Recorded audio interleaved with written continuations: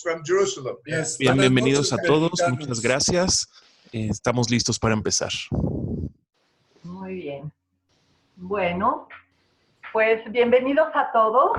Les doy la bienvenida por parte de la Keilash que nací de México en el marco de este gran ciclo de conferencias que hemos preparado para ustedes con Jaime Muro y Jaime Romanowski. Estamos preparando una serie de conferencias que tienen que ver sobre el antisemitismo y la Shoah. Estamos empezando el día de hoy con Efraim Zuroff, que es un gran especialista. Se leerá su currículum en unos minutos sobre el tema. La próxima semana vamos a tener al maravilloso doctor Berenbaum, Michael Berenbaum, de quien también recibirán un buen currículum en la próxima sesión, que será la próxima semana, el 23, ¿verdad? Es cuando Sí. lo vamos a tener, hasta el 23 de agosto, por favor. Bueno, pues le voy a ceder la palabra a los Jaimes, como son cariñosamente conocidos en nuestro club de la Shoah, para poder empezar esta gran entrevista. Por cierto, y perdón, un tema muy importante. El día de hoy, y por problemas técnicos que están fuera del control de todos nosotros, la compañera Ruta Vanagaitet no podrá estar el día de hoy. Salió a Vilna, o de Vilna más bien, perdón, y donde está no está pudiéndose conectar. Entonces vamos a hacer la entrevista solo con Efraim. Yo voy a leer algunas partes que le correspondían a ella, así es que esperemos que todo esto salga bien. Y les pedimos de verdad de antemano una disculpa, esperando que en un futuro sí podamos entrevistarla a ella también. Muchas gracias y ahora sí, Jaime, adelante. Si me permiten, voy a dar las instrucciones de traducción. Esta sesión tenemos la opción de tener traducción simultánea. La acabamos de activar.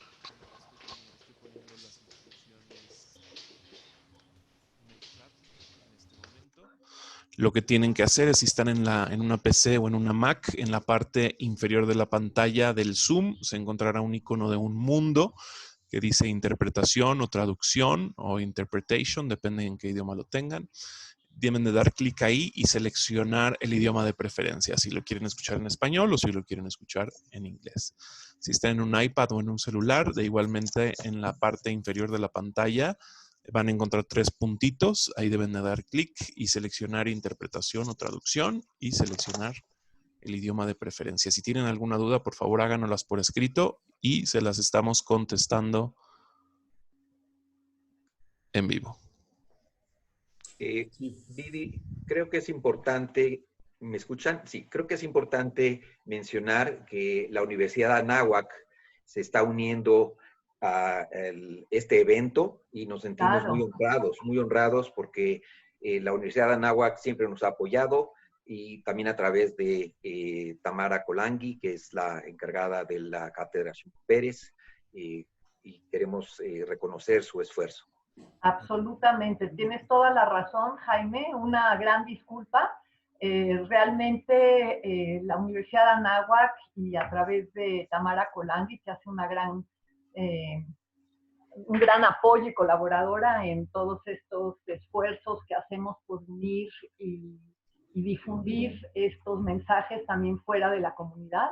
Le agradecemos muchísimo, respondió de inmediato. De hecho, hace varios años estuvimos con Efraim Zuroff y Michael Berenbaum en un seminario, ¿no? En un coloquio que hicimos sobre si justicia era venganza, si no mal recuerdo, y también auspiciado por la Universidad de Anáhuac. Así es que muchísimas gracias, efectivamente, por todo este apoyo y difusión. Gracias, Jaime. Muy importante. También quisiera dar la bienvenida a todos nuestros amigos egresados de Yad Vashem que se están conectando desde España, Argentina, Colombia, Brasil, Paraguay, en Europa y en Israel, todos los egresados de Yad Vashem en Morey Murim, y a todos nuestros amigos de la Embajada de Activistas para la Paz que se están conectando de la República Mexicana, y todos los que están también con el pastor y con Enrique Anaya del grupo Evangelistas. Bienvenidos a todos. Vamos a empezar, yo creo que un poco la sesión ya en inglés para que el doctor Zuroff también no se pierda y entienda. Y Debbie Dunn es nuestra gran colaboradora y le agradecemos su tiempo y su experiencia en traducción simultánea. Y vamos a tratar de hablar todos despacio en inglés para que se pueda calibrar esto. También tenemos, por cierto, varias gentes de San Diego que ya se volvieron, ¿cómo se llama? Participantes en todas nuestras sesiones del domingo, ¿no? Gracias, Vivi. Gracias, Jaime, Anita, Raquel, Alberto, por toda la colaboración y por todo el apoyo que nos han dado en todos estos eventos. Ya llevamos en nuestros casi 5 meses de pandemia activos. So, we're going to switch to English. Thank you for everybody. Thank you, Dr. Zuroff Efraim, a great friend of us, great friend of the Keilah Ashkenazi from Mexico, great friend of the Jewish community. It's probably the 4th time that we talk to you. Now it's going to be pandemic style via Zoom. But nevertheless, it's great to see you laugh, great to see you, you're healthy, you are okay. And welcome, so if you want to say a few words. Okay, so muchas gracias, Jaime and Vivi, and all my other friends in Mexico City. Buenos dias to Mexico City, buenas noches from Yerushalayim. Today, we're going to talk about a very important topic, which for many years has been more or less under the radar, something that people didn't pay attention to. And it was only when the whole controversy broke out with the Polish law, which made it a criminal offense to use the term Polish death camps and to say that the Poles had anything to do with the Holocaust, that finally the subject of Holocaust distortion came on the world screen. So first of all, I have to make clear. Well, let me read your bios. There wasn't just to say hello, but let me read your bio first. Okay. Let me read. Dr. Efraim Zuroff is one of the leading historian experts on the Holocaust.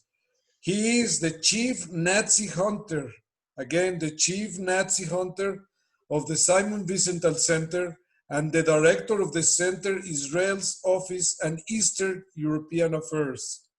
For 4 decades, he has played a major role in facilitating the prosecution of many Nazi war criminals all over the world. He is the author of 4 books translated into 15 languages and numerous articles on Holocaust-related issues and their impact on the Jewish world. A recipient of many honors in Israel, in the US, in Europe. And foremost, he was nominated for the Nobel Peace Prize in 2008. I hope he will be nominated again and he will win the prize because he's a major contributor to world peace. Effie, it's a great honor to have you here. And let me start just with a basic question. What is Holocaust distortion? What has happened since World War II? And why are you so interested in Holocaust distortion and your work in Lithuania? Yours, the microphone. Okay, so let me begin by defining what Holocaust distortion is. It's not to deny that the Holocaust took place. The countries that are busy distorting the Holocaust do not deny that it took place, but they are changing the narrative of the Holocaust about how it took place and who was responsible, and a few other things, as I'll explain to you. Now, in order to understand the source of this problem, we have to look at the history of the aftermath of World War II, first of all, and then the aftermath of World War II, and to look at the whole issue of collaboration with the Nazis.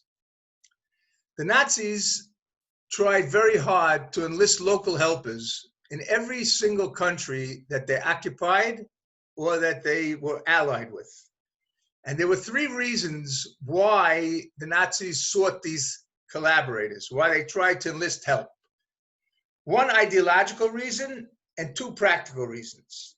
The ideological reason was that the Nazis wanted to show that the local population in each country supports the measures that they are going to take, that they're taking against the people who were categorized as enemies of the Reich.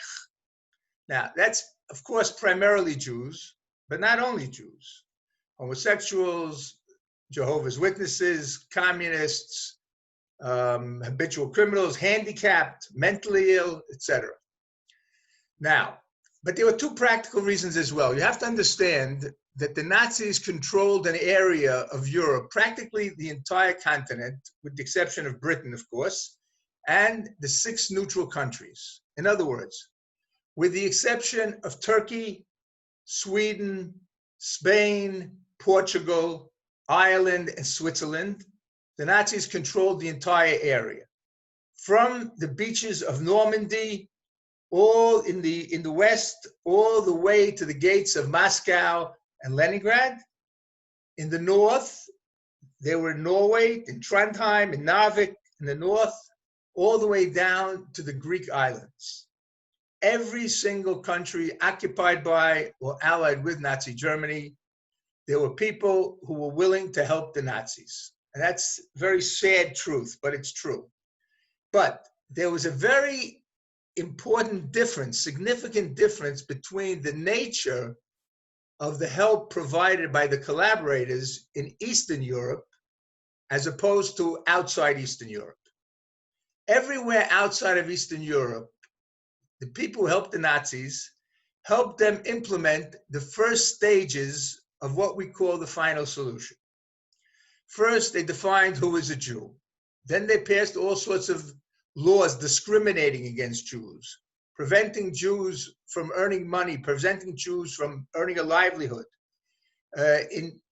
At some stage, they put Jews, not every single place, in certain areas, let's say in the Jewish quarter of Amsterdam or other places. And then ultimately, the Jews of these countries were arrested and they were sent somewhere else to be murdered by someone else. In other words, the local helpers outside of Eastern Europe were never requested or urged or forced to participate in systematic mass murder of Jews. There were Jews who were killed sporadically. There was violence against Jews, there were sporadic murders, but this wasn't the systematic attempt to wipe out every single Jew in these countries. These Jews were rounded up and they were sent to Eastern Europe, where they were murdered either in death camps or murdered by killing squads in the areas of what was once the Soviet Union. But in Eastern Europe, the Nazis integrated these collaborators, or many of them, not all of them, of course, into the operation or the mechanism of the final solution. So take a country like Lithuania, for example. There were 220,000 Jews who lived in Lithuania under the Nazi occupation. 212,000 murdered. Who did the murders? In Lithuania, believe it or not, there were less than 1,000 Germans in Lithuania. And in Lithuania today, there are 234 mass Holocaust graves. 212,000 Jews murdered. How do you murder so many people individually? Remember, 90% of these people were murdered right near their homes. And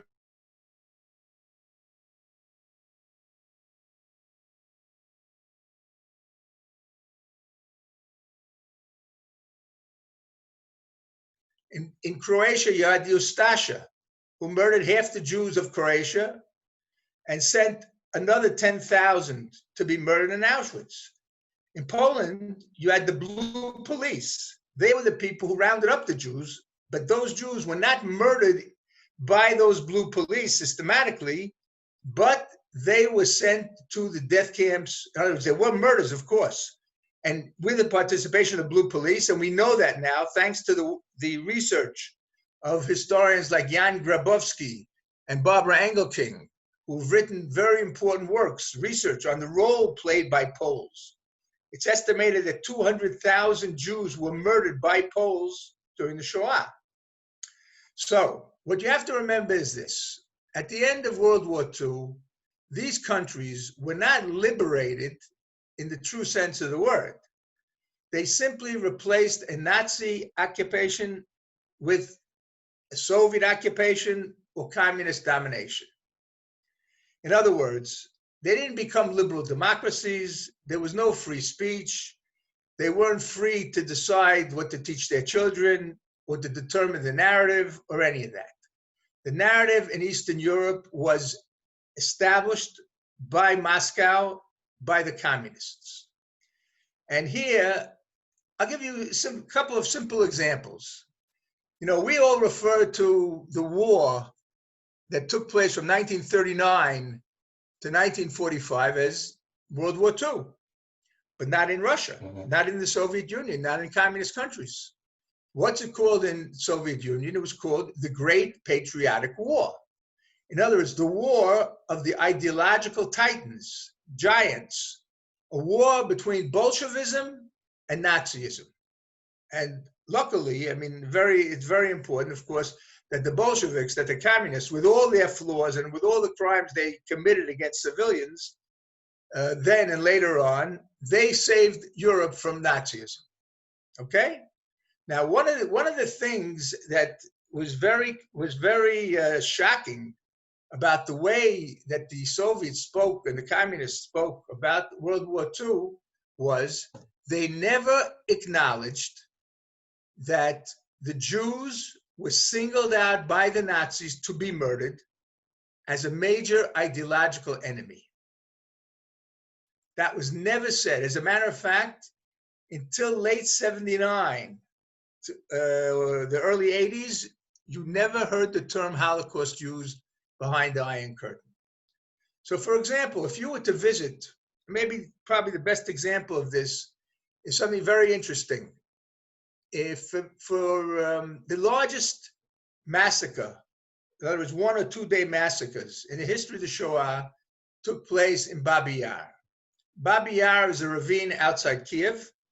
And on September 29, 30th, 1941, the Nazis and Ukrainian security police murdered 33,771, mostly Jews, but also some other victims, in other words, communists, mentally ill, handicapped, homosexuals, etc. Now, by the way, how do we know the number of the victims? The Soviets, in quite a few places, actually did exhumations of mass graves. And they issued very detailed reports, including the number of victims. So we know what the number of victims was. That's the largest 1 day or 2 day massacre in the history of the Shoah. Now, for many years, there was no monument at Babi Yar, nothing to mark the spot, nothing to commemorate the victory of the victims.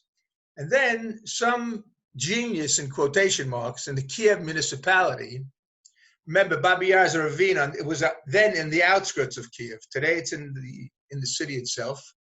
Came up with an idea. Why don't we build a football stadium on Babi Yar? Now, this, as shocking as this is not so surprising because, again, no monument, no commemoration, no museum. And then, luckily, Yevgeny Yevtushenko, the famous Russian poet, a non-Jew, published his famous poem, Babi Yar. His poem is basically a cry on behalf of the victims, to acknowledge their fate, to commemorate them. And as a result, the plan to build the football stadium was dropped. But what did they do? They put up a little monument. And what did it say on the monument? To the victims of fascism. Now, that's a very interesting caption. What does it hide? It hides two very important things. Number one, who were the victims? If they wanted to tell the truth about the victims, they would say that the victims were Jews, or primarily Jews, and other enemies of the Reich. And what about the perpetrator, the identity of the perpetrators? Those were the Nazis and the Ukrainian security police.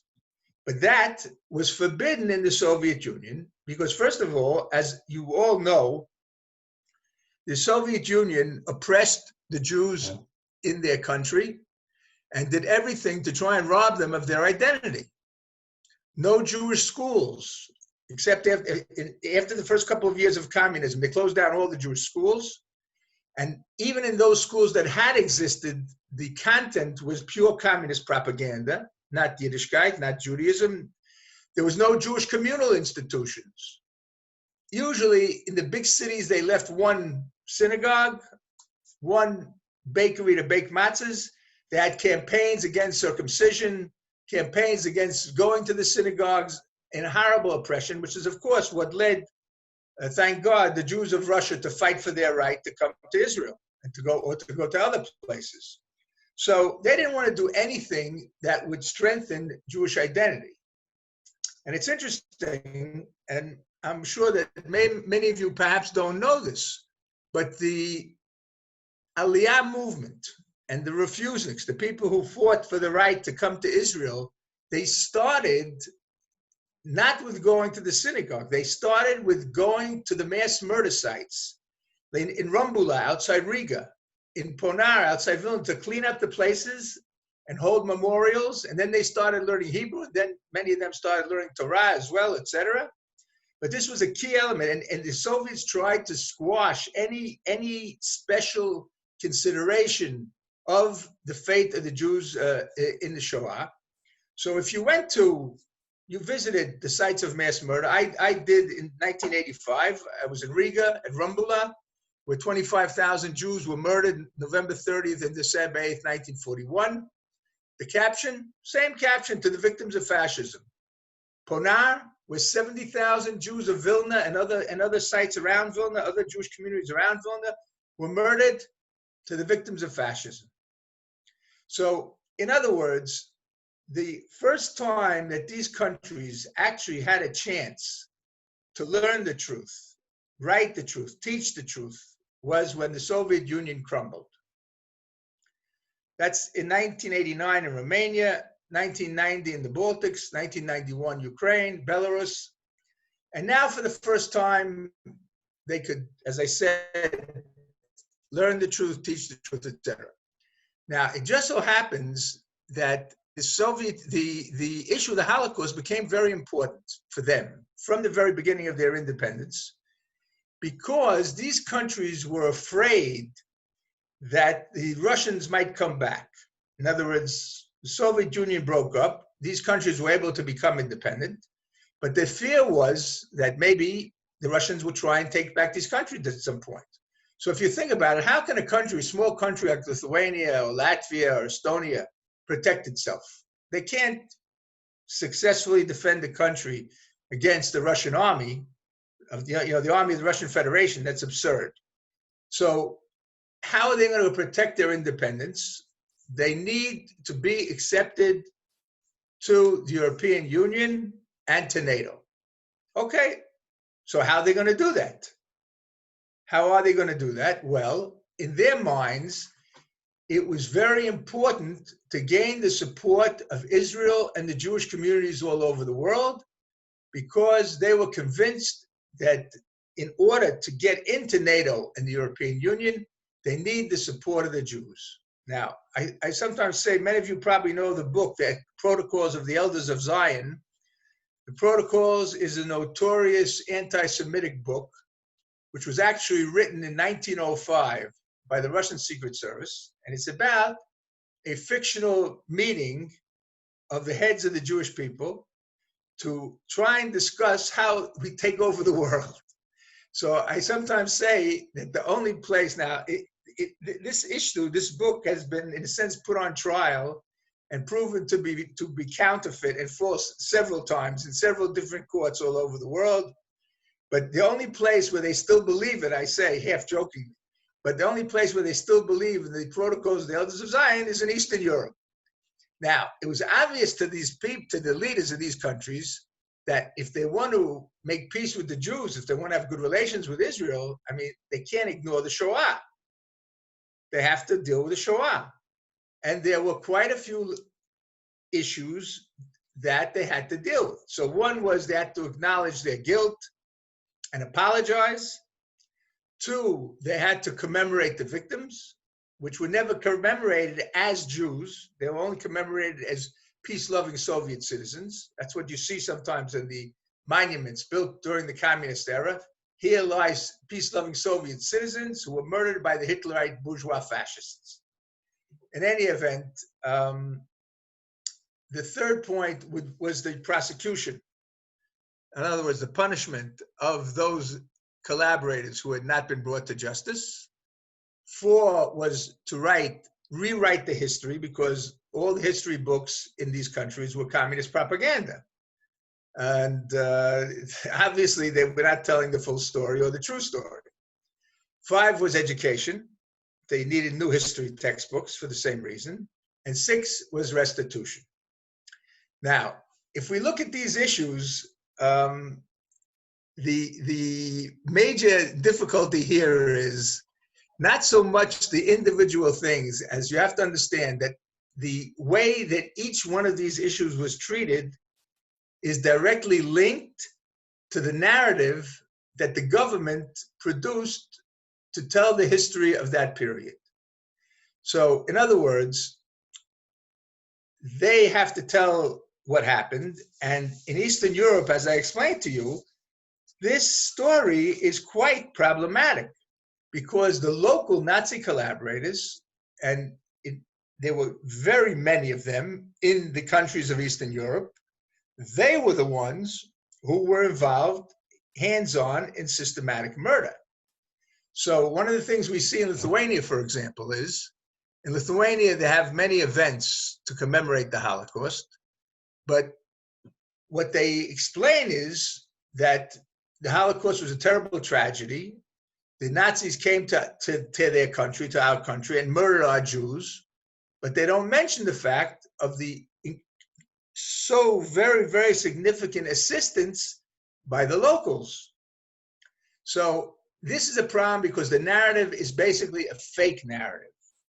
How can you bring Nazi war criminals to trial if, as far as you're concerned, there hardly are any Nazi war criminals?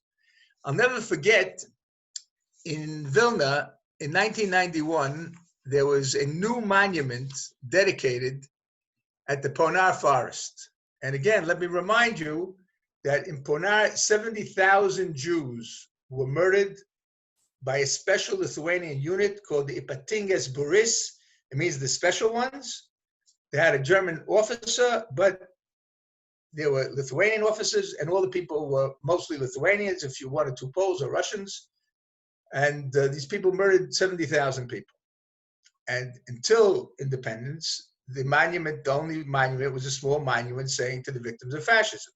So a survivor named Yoshua Spiegel from Ashdod, and I was from Vilna, who made Aliyah to Israel and lived in Ashdod, he paid for a very lovely new monument with inscriptions in 4 languages: Lithuanian, Russian, Hebrew, and Yiddish.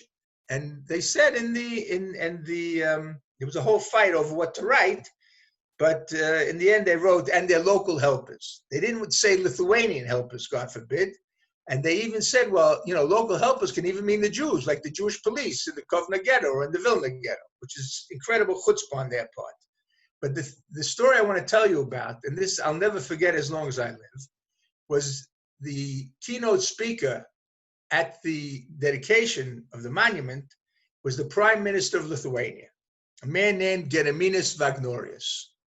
And he said the following: all of this tragedy took place in an eye blink, in a matter of a few months. So there were a lot of people there from Israel who came for the dedication, and Jews from other countries. And we're looking at each other. We said, what is he talking about, 3 months? It was 3 years, from June 1941 till the summer of 44. And then it got even worse. And he said, but listen, the misdeeds or the crimes of a few degenerates, marginal elements of society, cannot ruin the record of a country where so many people helped save their neighbors. Oy vavoy, that's total bull. What do you mean so many people saved their neighbors? You know how many Jews survived in Lithuania? Some 8,000 Jews out of 220,000. And there were people who saved Jews, righteous Gentiles. We recognize them, we thank them, we support them. But the overwhelming majority of the Lithuanians were either apathetic, looked on and did nothing, or were active participants in the murder, and even more participated in the theft of Jewish property, Jewish valuables, Jewish furniture, Jewish clothes even that they gave out, or that people bought in auctions. And when I heard that speech, I said to myself, oy vavoy, we're going to have a hard time here. And believe me, that came true. Now, what actually are the goals of this movement? What do they want to do? So I mentioned to you the most obvious thing, and that is that they want to hide the crimes of their people. So this is a very difficult thing because, first of all, in other words, they want to say, listen, the people who did this, they're degenerates, lowlifes. Every country has its lowlifes. We also had them, but they're a minority of a minority of a minority. But what's the truth? The truth is that all strata of Lithuanian society participated in the murders, from the leadership, political leadership, to the local administration, to the killing squads, to the peoples in the villages and cities. And this is one of the things that our book we wanted to expose. And part of our book, a good part of our book, is research that Ruta Vanagaita, my co-author, did in the archives of the KGB, where they held the trial records of all the trials of the Nazi collaborators after World War II. Because one good thing you can say about the Soviets was that they took collaboration with the Nazis seriously. They didn't always accuse people who killed Jews of killing Jews. In some cases, they accused them of political crimes or joining the enemy or serving the enemy. But many of these people were punished and punished very severely. Some of them, the people from the Ipatinga, for example, the special unit at Vilna, for the most part, were executed. Others were executed. Many were sent to Siberia and punished very, very, very severely. Okay, but so that's one thing. In other words, to hide their own crimes. The second point is that they want to claim that communist crimes against them, of course, were just as bad, if not worse, than Nazi crimes. And that communist crimes were a form of genocide. Now, this is absolutely outrageous because there's no comparison. Communists never sought to totally wipe a people off the face of the earth like the Nazis tried to do to the Jews. They never was industrialized mass murder like in Auschwitz and Treblinka and the death camps. No such thing. Now, I don't want to in any way minimize communist crimes because communists committed serious crimes and with many, many victims, and they never apologized for them. But this is not on the level of the Nazis. And by the way, why are they so insistent that communist crimes are genocide? For a very simple reason. If communist crimes are genocide, that means that Jews committed genocide. Because there were Jews who worked for the KGB in the Russian occupation of Lithuania in 1940-41 and after World War II. And they led the efforts in some cases to catch the Lithuanians who were fighting against the communists, many of whom had actually committed crimes against Jews during the Shoah. And we'll get to that in another minute. Now, another problem is the whole issue of national heroes. These are new democracies. They need heroes, understood. But a person who committed crimes during the Shoah and killed his Jewish neighbors, that should disqualify them from being national heroes. But not in Lithuania. In Lithuania, you have cases of people, monuments for people who were mass murderers. One of the things we saw in our trip, we went to the town of Ukmergė, which is Vilkomir in Yiddish. Large Jewish community, 8,000 Jews lived there before the Shoah. And the main street in the middle of right opposite the local library, there's a monument to Juozas Krikštaponis, who just so happens was the commander of a unit that murdered Jews in Lithuania and then was sent to Belarus and murdered 20,000 Belarusian Jews there. This guy deserves to be a hero. He's a mass murderer. Jonas Noreika, who was the liaison with the Nazis in northwest Lithuania, in the area of Žagar, Tels, Šiauliai, etc. And he was the one who issued the orders to put Jews in ghettos. He was the one who supervised the theft of Jewish property, Jewish valuables, Jewish clothes, everything. And he has a school named after him. His name is carved on the facade of the Vilna District Court. And there's a plaque at the Academy of Sciences where he worked before he was caught by the communists, etc. There's an interesting story now with his granddaughter, who was asked by the family to write a biography of Jonas Noreika. And guess what? She did the research and she found out he's not a hero, he's a Nazi war criminal. And she now has joined us as one of the fighters for historical truth. Her name is Sylvia Foti. You might hear her name, you'll probably hear her name in the future, but she has a book coming out in which she explains how she discovered that her grandfather was a Nazi war criminal. Now, the fourth point is very interesting. The countries that are involved in distortion, and these are all the countries of Eastern Europe, basically, they are pushing for a joint memorial day for all the victims of totalitarian crimes. Who are they referring to? The Nazis and the communists. In other words, all their victims should be commemorated on one day. Okay, interesting. What day do you want to have you chosen for this joint Memorial Day? The 23rd of August.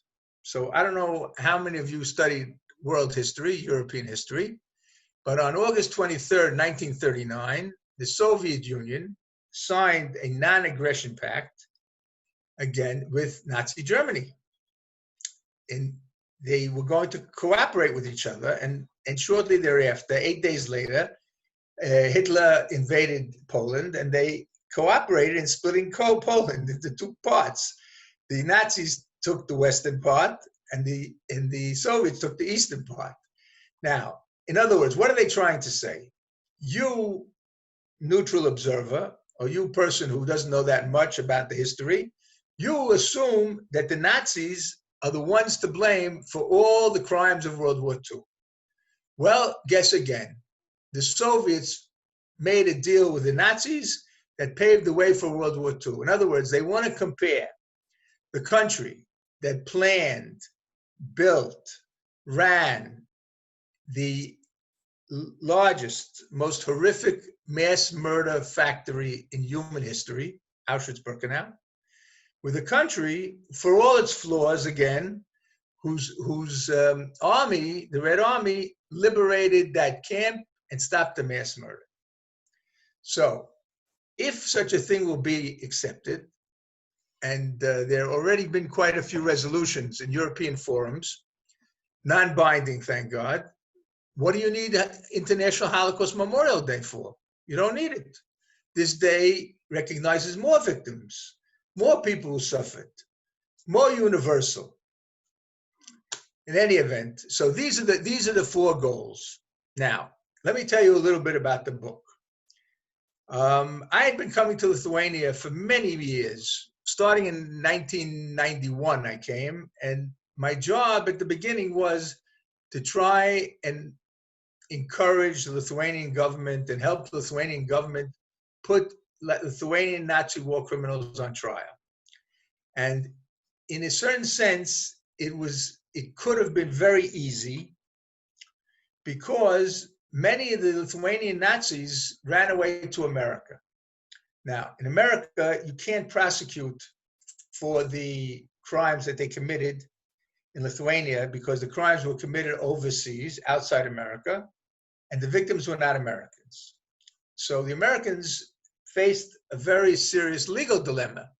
We can't let these people live in the United States, as if they didn't do anything. On the other hand, we can't prosecute them for the crimes. What can we do? So they came up with what I call the Al Capone Compromise. I assume many of you know what happened to Al Capone, of course. They tried to prosecute him for murder. In the end, they prosecuted him for tax evasion.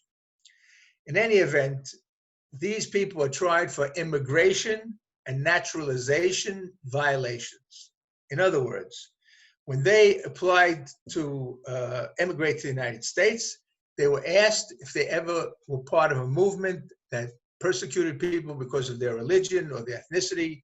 They were asked to list all the places they had been before coming to the United States.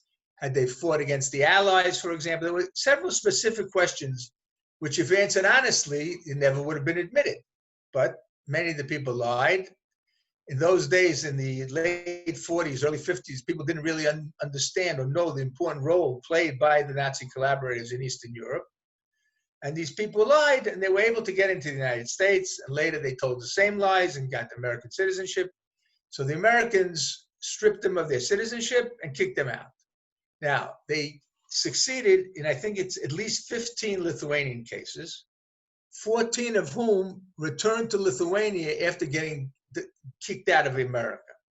Among them, some quite important Nazi war criminals, like Aleksandras Leleikis, for example, the head of the Lithuanian security in the city of Vilna and the district.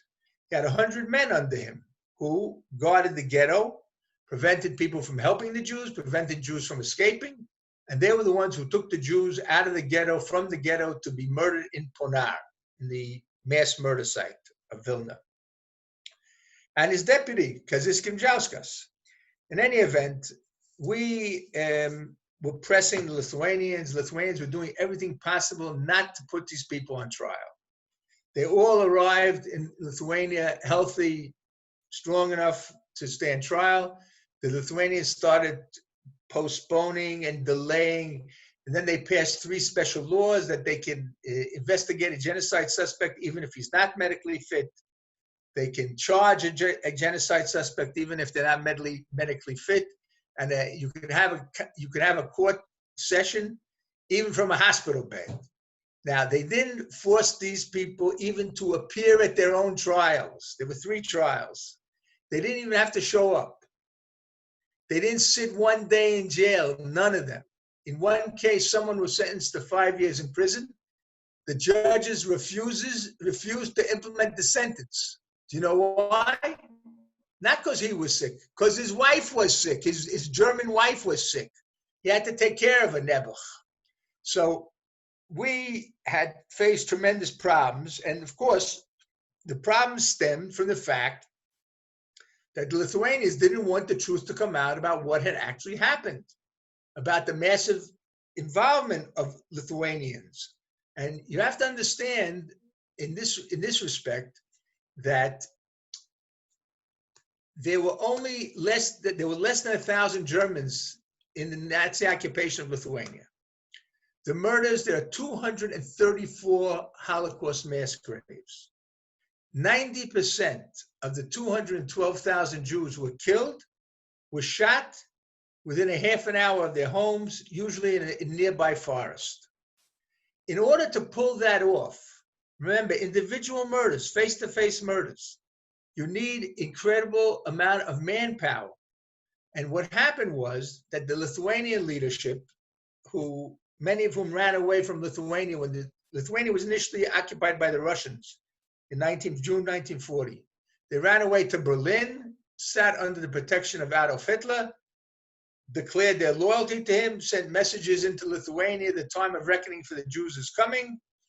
And they basically, all the civil servants who had been fired by the Soviets when the Soviets occupied Lithuania in June 1940, after they had occupied Eastern Poland, they returned to serve the Germans.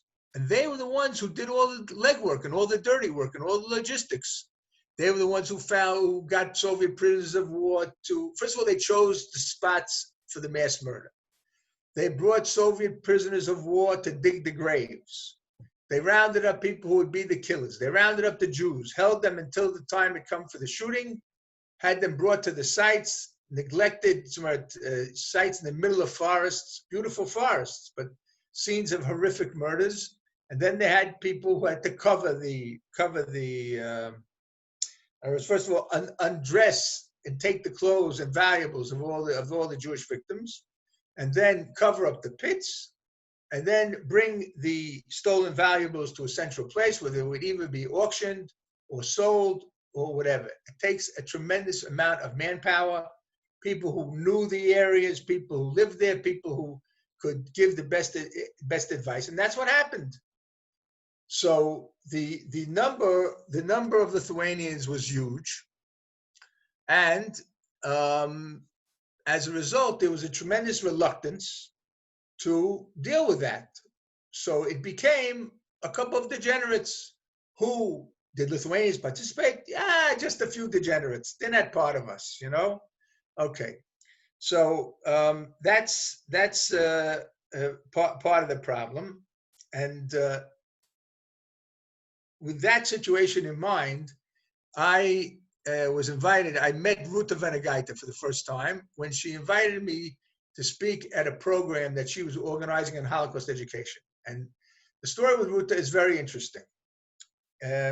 About 6 years ago, she discovered that her relatives, her grandfather and her aunt's husband, had participated in the persecution of Jews during the Shoah.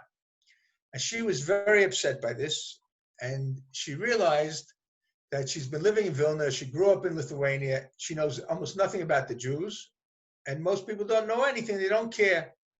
So she created a program called Being a Jew, and she was given a grant by the EU, by the European Union, to take Christian children to the shul in Vilna, where members of the community would explain to them about Jewish history, about Jewish customs, about Jewish law, songs, etc., food, etc. And then she took them to Ponar, to the mass murder site, and they also had a lovely ceremony for Yom HaShoah, for Holocaust Memorial Day, in front of the Vilna City Hall. Now, as part of the program that she devised, the EU, who supported it, gave her a grant, said you have to have a conference on Holocaust education. Okay, Ruta didn't know who to ask. She went to the people who deal with Holocaust education in Lithuania, and they said to her the following. They all said the same thing. Ruta, you can invite whomever you want, with two exceptions.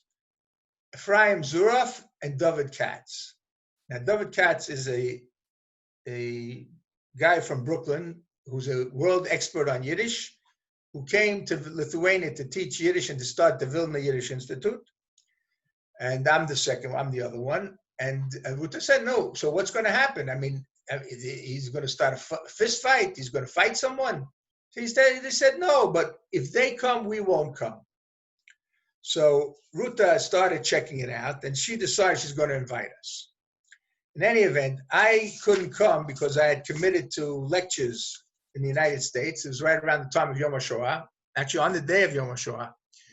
But I came to Lithuania a month before that to protest a neo-Nazi march. In Lithuania, there's 2 neo-Nazi marches every year because Lithuania has 2 independence days.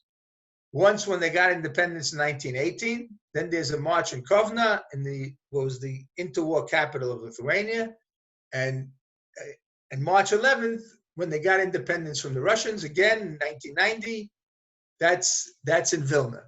So I decided, listen, I hadn't been invited to speak in Vilna in 20 years, and she's not only inviting me, she's paying all my expenses, a big deal. I said, I have to meet this woman. So I met her, and that's when she told me that she admitted that her relatives had been involved in killing Jews. Now, I've been coming to Lithuania, as I said, dozens of times, never met a single person who ever admitted anything like that. And she not only admitted it, she said she feels terrible. So I said to myself, you know what, listen, we ran out of suspects. There are no more suspects, so we can get them to put on trial.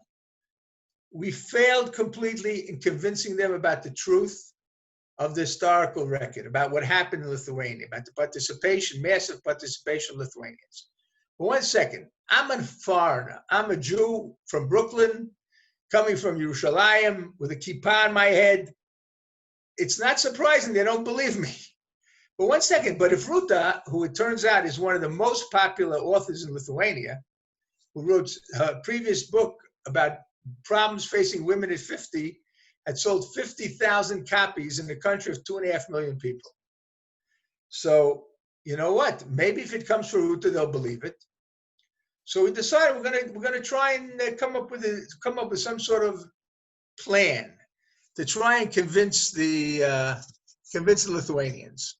So what we finally decided on was to go to what eventually became 40 Holocaust mass graves, 35 in Lithuania and 5 in Belarus, where the Lithuanian unit had murdered some 20,000 Jews in 41 and 42.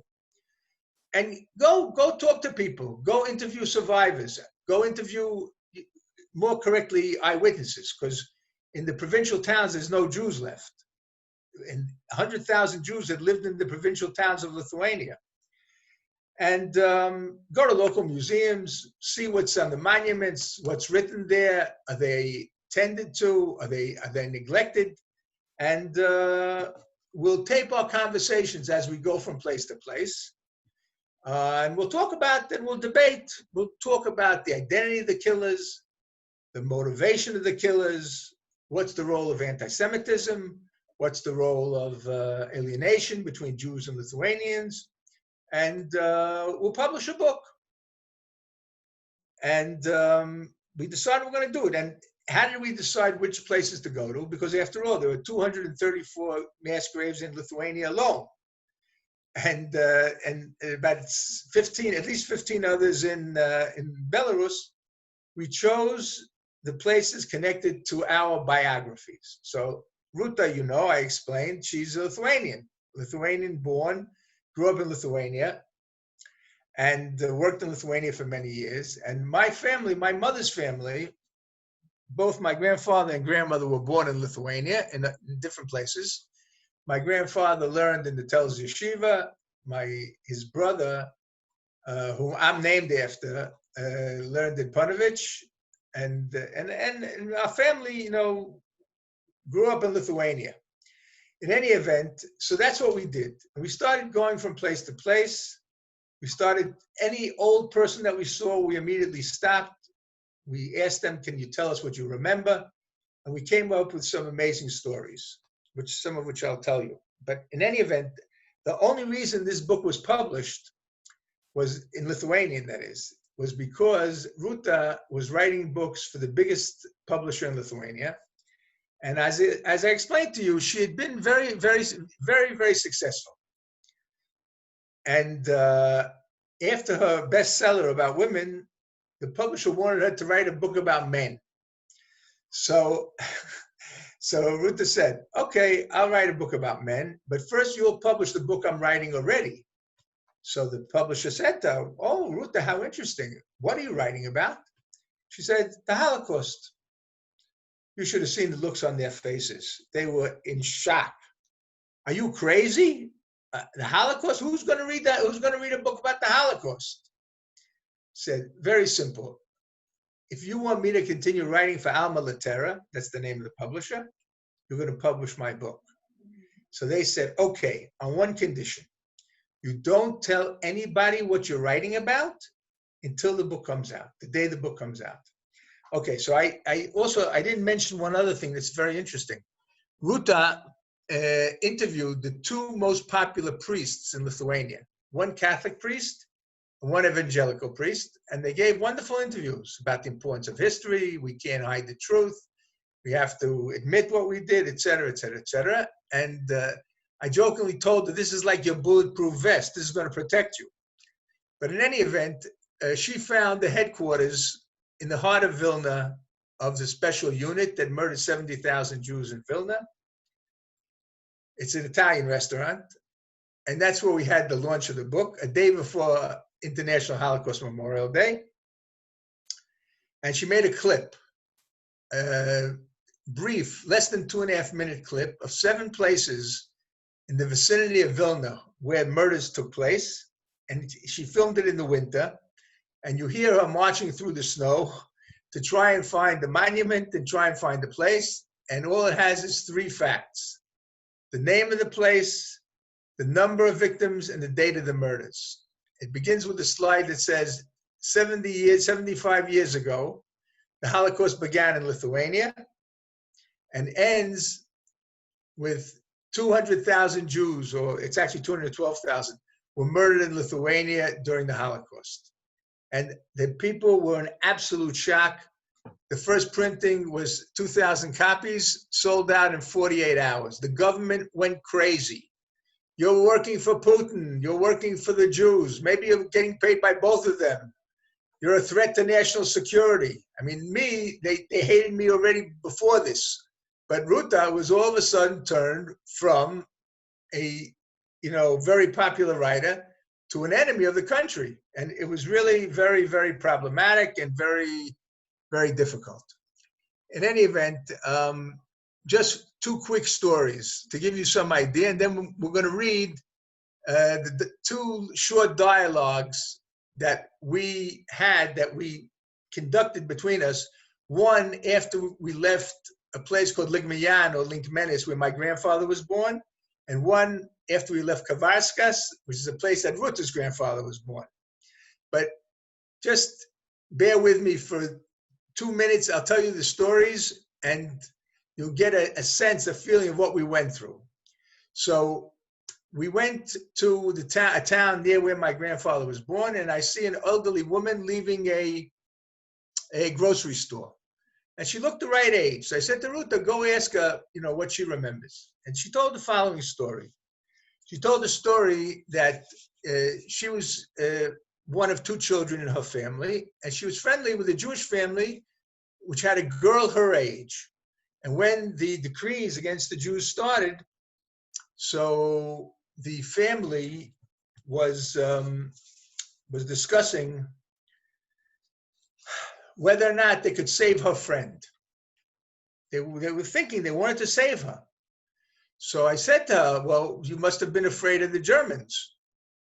She goes, no, we weren't afraid of the Germans. We could have hid her from the Germans forever. We were afraid of our neighbors. And she started crying. Oh my God. It's like the heartbreak that she felt. It was clear that she had never told this to anybody outside. And this was like sitting on her heart. Like it was like an enormous boulder rolled off her heart after she was finally able to tell it to someone who was sympathetic to her pain. That's one little story, one of many stories in the book. And another thing was in the museum in Punovich. Every middle-sized town in Lithuania has a municipal museum. And we went to visit the places that we went to that had a museum. We made sure to visit the museum and see if there was anything about the Jewish community or their fate in the Shoah.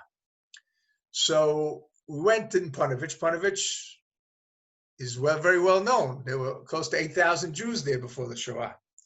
So I go in and I see the guy was sitting there who's in charge of media relations. I asked him, is there anything in your museum about the fate or the history of the Jewish community? He goes, no. So I said to him, listen, are you aware of the fact that millions of people all over the world know the name of your city? He goes, what? Why? Well, I said, the bakery conditori opposite the bus station? That's the building of the Punovich Yeshiva. I explained to him what a yeshiva is, what the purpose of a yeshiva is, and how the yeshiva was rebuilt in Israel, and it's very high standards, et cetera, et cetera, et cetera. The guy was in total shock. And I left that building. I said to Ruta, I said, I had to say it in Hebrew first. Ratzachta, yarashta, machakta. In other words, you murdered, you inherited, and then you erased. Now, if it sounds familiar to you, there's a famous story in the Book of Kings, in Sefer Melachim. It was during the time of Achav, the king Ahab, and the time of Elijah the prophet. And there was a very wonderful vineyard right next to the castle, the king's palace in Israel, the kingdom of Israel. okay? And Ahab, the king, wanted that vineyard for himself. So it was owned by someone named Navot, and Ahab offered to buy it, and Navot refused. And as a result, what Ahab did was to kill Navot. And the prophet Elijah confronted him and said to him, Haratzachta v'gam yarashta? Did you murder and also inherit? So this is a famous phrase. So, but I added v'machakta. You not only murdered and inherited, you also erased. Okay, so I'm going to read together with Vivi two short dialogues. This first dialogue came after we met that woman in the grocery store, and we left the town of Shrencian. And we left the town of actually Linkmenis. Linkmenis is where my grandfather was born. Effie, just a second, we would like you, Jaime, to read the short bio of Ruta to put it into context before Vivi speaks. Okay. Tocayo. Okay, I'm gonna read it in English.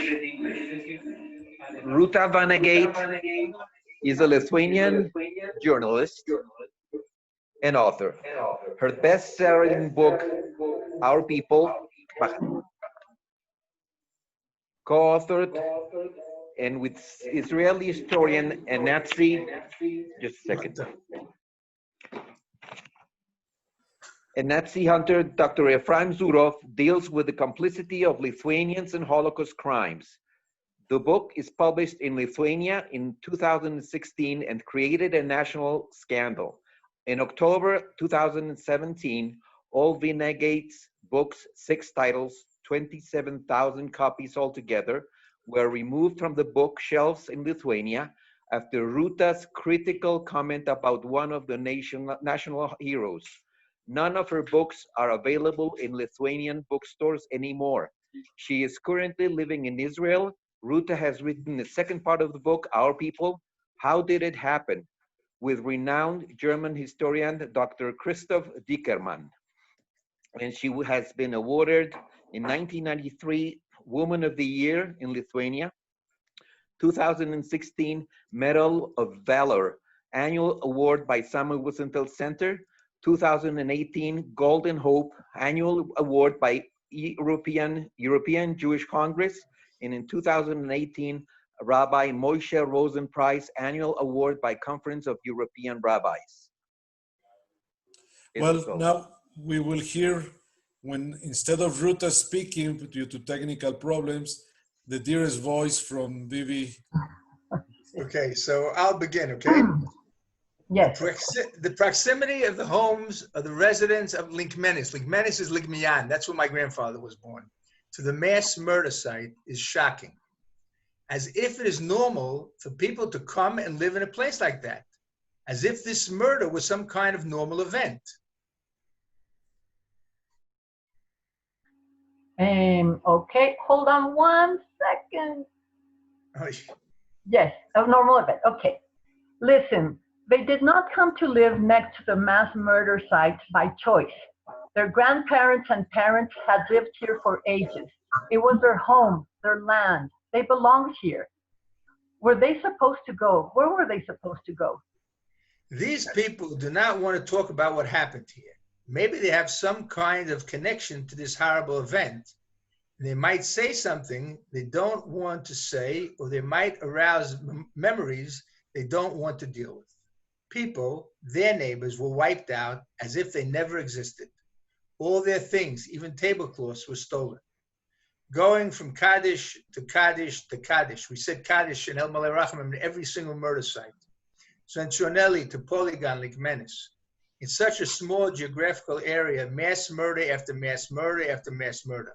You want to yell and say to the world, how could this have happened? Were you surprised that people didn't want to speak? Yes and no. You would assume that since so many years have passed, you can open up. I have a sense that these people are hiding something. They refuse to talk out of fear or out of solidarity with other people, their neighbors. They were more scared of you than of me, who's an outsider, because you are on TV. They don't want Lithuanian TV to broadcast that they've been talking about the mass murders in Lithuania. These people are old. They live alone. They are afraid. Let's talk about the element of fear. You say that because the people saw shootings, they think that it can happen again, and that this is one of their motivations not to talk. People are afraid to talk, and I fully understand them. Their grandparents, their parents, and they themselves have gone through so many upheavals and traumas that for them it is safer not to talk. If you talk, anything can happen. If you don't talk, you're much safer. There is a Russian saying, be more silent than water, be lower than the grass. Another thing,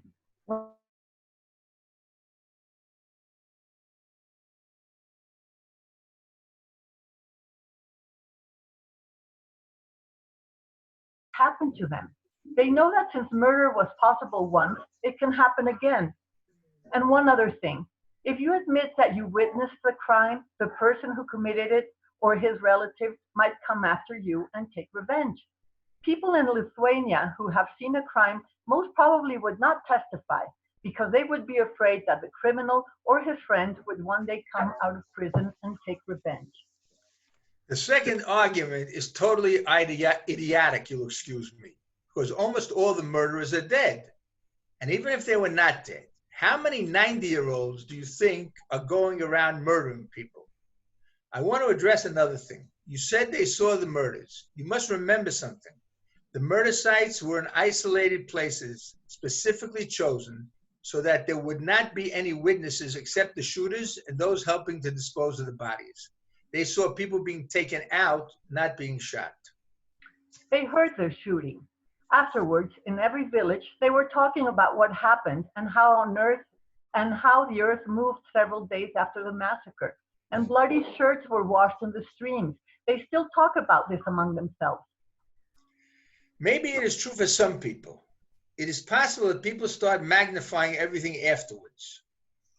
Experiencing the Holocaust is horrifying for those who witnessed it as kids. Until now, nobody has talked about this in public, on TV or radio. Is it so surprising? If the police did not investigate the crime, you would not start your own investigation. If anybody ever spoke about the crime... Nobody spoke. If nobody ever spoke about the crime, this crime remains a secret. Who you are, who are you, an old lonely woman living in a village, to speak about this? Why you? Why now? For what reason? It will not bring the victims back to life. It is exactly the opposite of what should have happened. If the police do not solve the case and you have the information, you should be going to the police.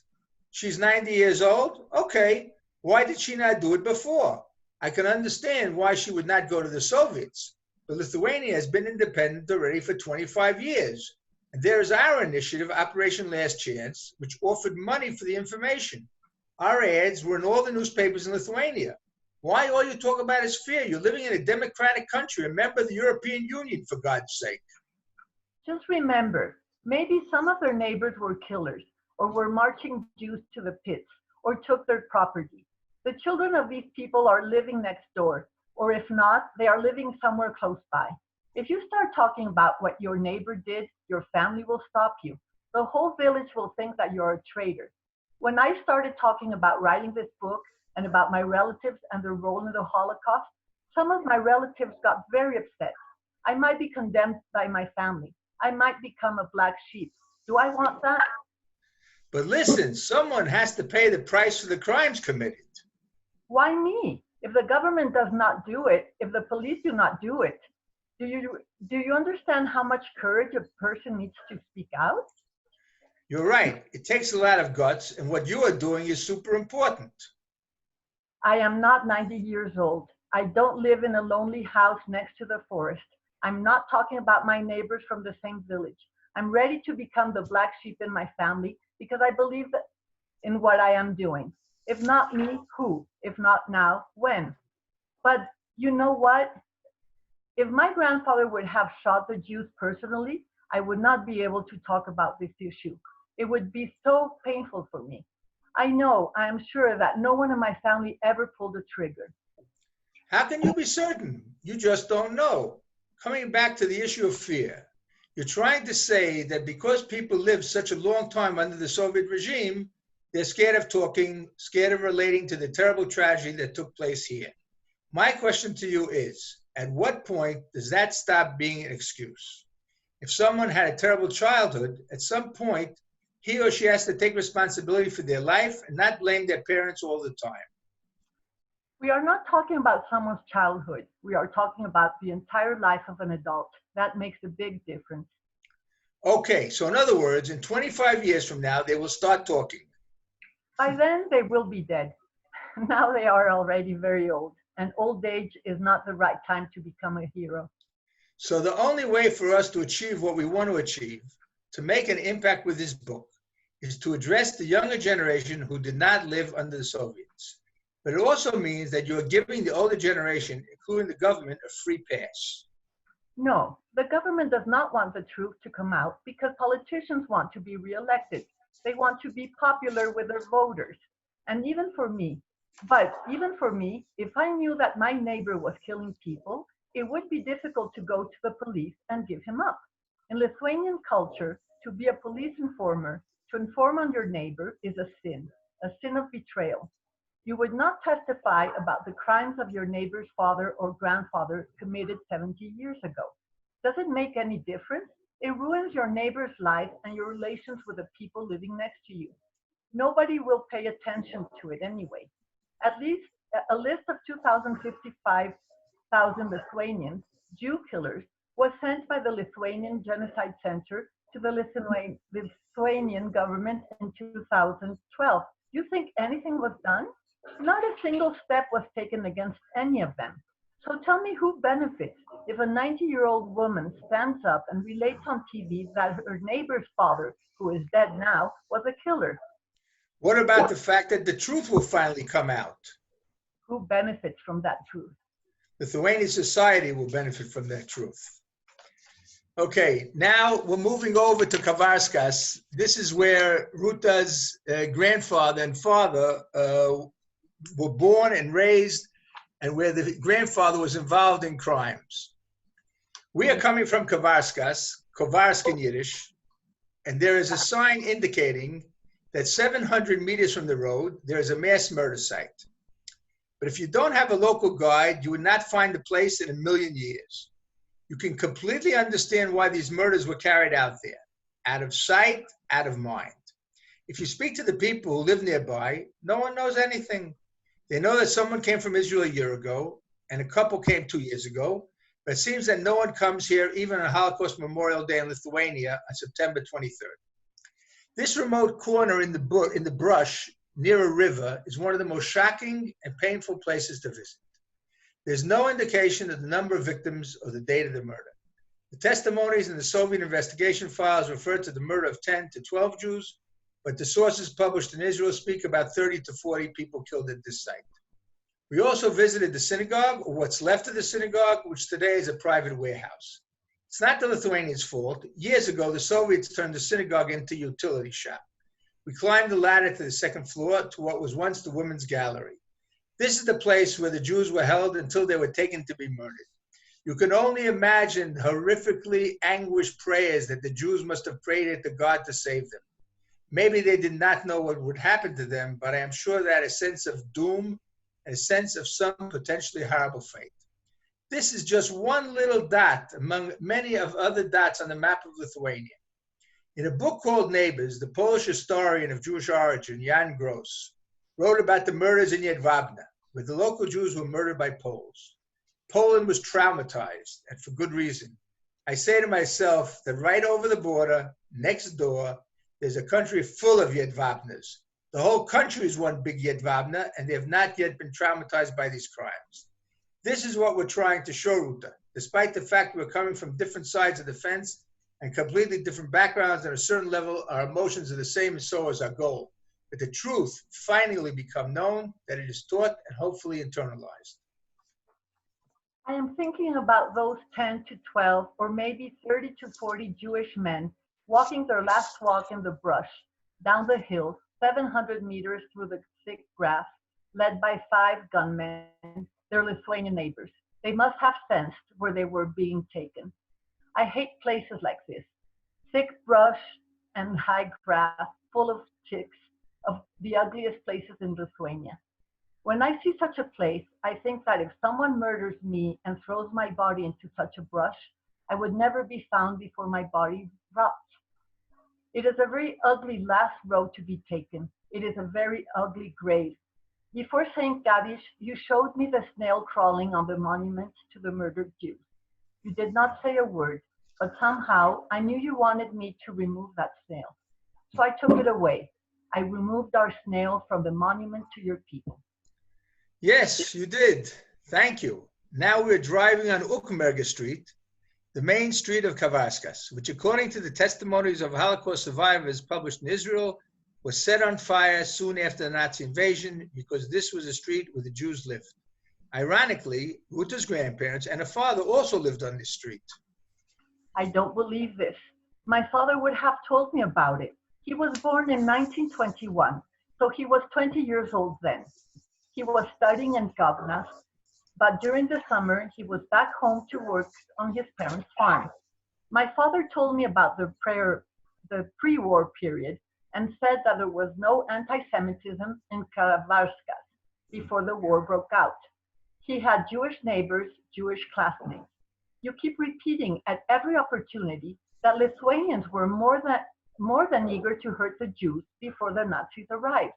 There might have been some cases here and there, but I refuse to believe that this was such a widespread phenomenon. I never ever heard from my relatives about such events or attitudes toward Jews among ordinary Lithuanians. I know what happened in Lithuania after the Nazis came, but give me a break. That certainly was not the case beforehand. Let me read you the entry on the city of Ukmerga, Vilkomir in Yiddish and Hebrew, in volume 4 of Yahadut Lita, Lithuanian Jewry. In Ukmerga, there were many Lithuanians who immediately after the war started, attacked Jewish homes, vandalized, tortured, and murdered. When you say many, my heart sinks. What is many? How many? What you say makes the whole nation look like a big monster. All 3 million people waited for years for a golden opportunity to kill their Jewish neighbors who had been living next to them for 600 years? I did not say all Lithuanians. I said many. There were many. Ukmerga is a big city. 8,000 Jews were living there. How many is many? Many is 100, 50, 80, 200. What are you thinking? You're being oversensitive. Yes, I am sensitive when my people are attacked like this. It is normal. When you talk like this about my country, it makes me physically sick. I feel deeply hurt by the word many. Okay, you can start singing the Lithuanian national anthem now if it makes you feel better, like your people did when watching the murders at the Lietukas garage in Kaunas. Okay, we're ready for the questions.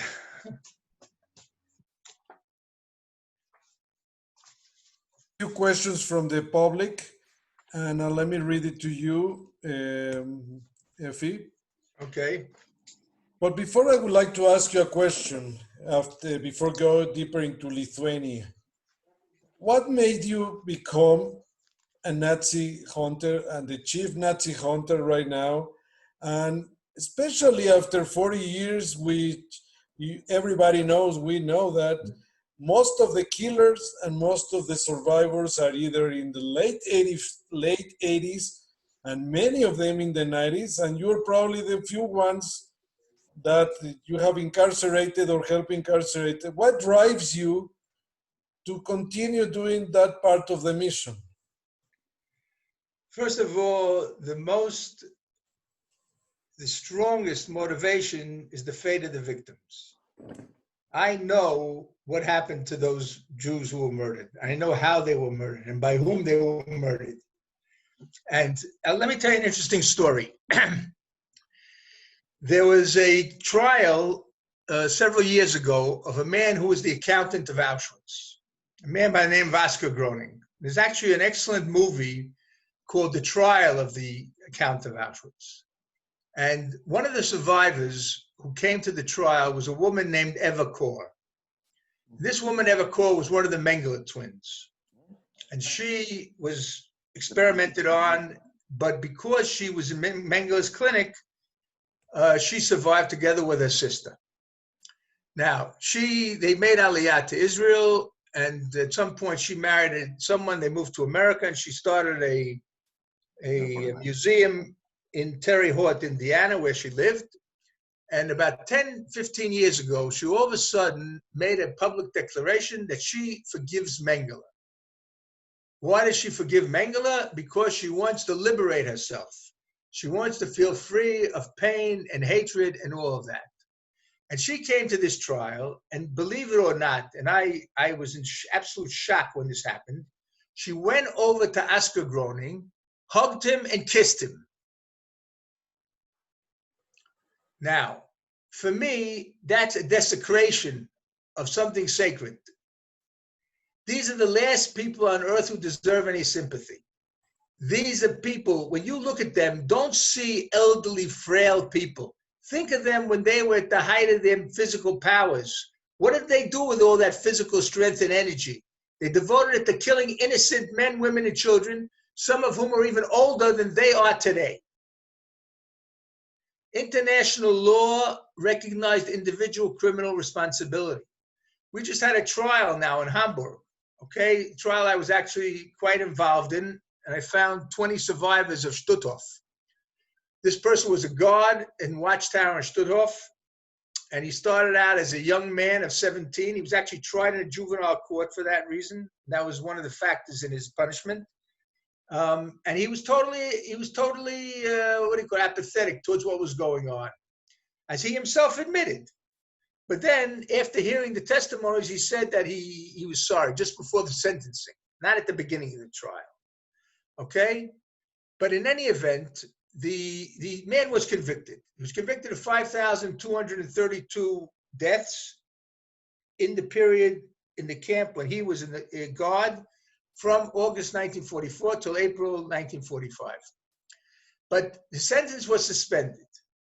And I was absolutely furious, I have to say. You know what a suspended sentence means? A suspended sentence means that if he does it again, then they'll implement the original punishment. So I was asking people, maybe you know a watchtower he can go into, they can commit the crime against him, we can put him in jail. And I have to tell you something, I read the verdict. The verdict was absolutely brilliant by the judge, a female judge. And she correctly identified his apathy. She correctly identified his responsibility. But for some reason, apparently, they gave him a suspended sentence. And I think, what was my comment? I said, this is spitting in the face of the survivors. They go home, you go home a happy man, Bruno Day, guard at Stutthof concentration camp, where 65,000 people were murdered, 28,000 Jews. And what did the survivors do? They go back to their nightmares. This is something that will not end till we cannot bring a single Nazi to trial. Okay. So what crimes have you been, or trials have you been involved in the last few years?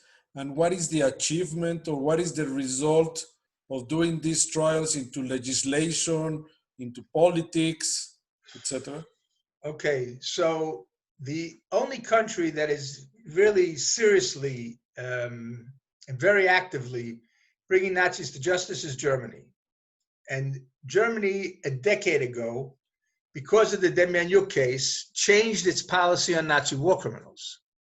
Until then, in order to prosecute someone for Nazi crimes, you had to prove that that person had committed a specific crime against a specific victim and did so motivated by racial hatred.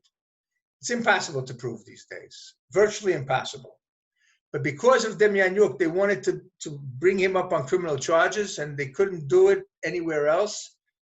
They changed the procedure, they changed the policy to anybody who served in any capacity, in a death camp or camp with apparatus for mass murder. Like Stutthof, for example, had a gas chamber. It was built in 1943, even though it wasn't one of the classic 6 death camps. Okay, can be prosecuted for accessory to murder. In other words, that's how someone like Groening, who was the accountant of Auschwitz, and there was no evidence that he physically hurt inmates or guarded inmates or anything of the sort, he was prosecuted, he was convicted, and his appeal was overturned, was rejected. So Germany is the main arena for prosecution. Germany still needs a lesson. And one of the ironic things is the arrival in Germany in the last 10 years of 1.5 million immigrants from North Africa and Middle East, who come from countries with deep anti-Semitic traditions, who don't believe the Holocaust took place. And all of a sudden they see these trials. So these trials become an important lesson in rule of law, in democracy, in the Holocaust. And I don't think the older generation can be convinced, but they have children, they have grandchildren who are going to live in Germany. And you want to hope that they will adopt the values of Holocaust remembrance, Holocaust acknowledgement, and all that, and not continue with their anti-Semitic traditions. Efraim, I have a question. Do you know how many Jews live now in Lithuania and what's their situation? Sure, of course. There are about 3,500 to 4,000 Jews who live in Lithuania. Most of the Jews live in Vilna, or they call it Vilnius.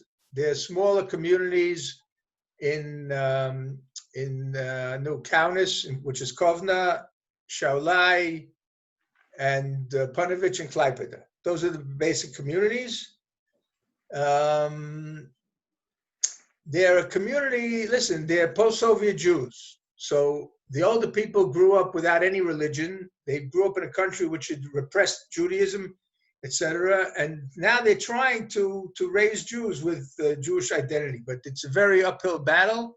A lot of the young people are leaving for greener pastures, whether it's for Israel, England, Germany. A lot went to Germany, unfortunately. And it's a very, very difficult uphill battle. Now, let me see if I got it right. If since Second World War, the Lithuanians were afraid of the Russians first, then they were afraid No. The Second World War, they were occupied by the Russians. After the Second World War. Yeah, but before Second World War, they were afraid of the Russians. Then they were No, afraid they were of the occupied. Listen, 1939, World War II broke out, right? Right. Germany invaded Poland from the west and Russia invaded from the east, and they divided the country between them. But the Russians turned over the city of Vilna and the area around Vilna to Lithuania, which was a quasi-democracy. Yeah. Operation Ribbentrop-Molotov Pact.